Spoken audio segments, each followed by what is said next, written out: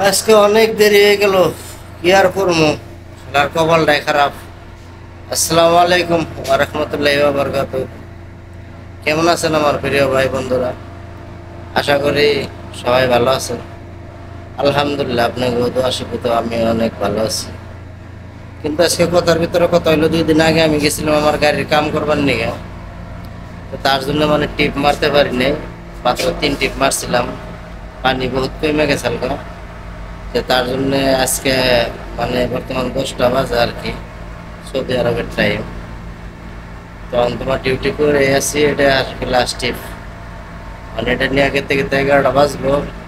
11টা বাজায় যাই না গা গোসল করবো, পরে খাইতে খাইতে 12টা ধরে নেন, 12টা সাড়ে 12টা। তারপরে কমো, তারপরে আর কি মোটাতে ধরুন যে সকালে আবার 5:30 বাজে উঠবো।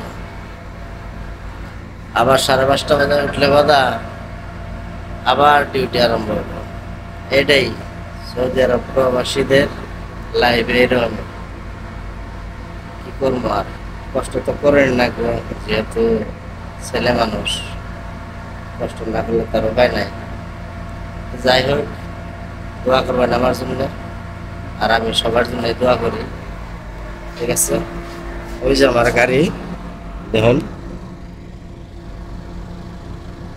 এটাই লোড হইতেছে। মানে দেখাইলাম, আবার কবেন যে মিশে কথা কয়ে ভিডিও বানাই নি। না, আমি আসলেই যা কই সত্যি কথা, মানে হাসা কথা কই। আর আমি ধরুন যে মিশা কথা কই করুন, জীবনটা কষ্টের, প্রবার জীবনে কষ্ট তো করেন না। কষ্ট না করলে তো আর কেউ পয়সা দেব না, এটাই কথা। আর বাকি সব আল্লাহর উপরে, আল্লাহ জানে। তো এটাই।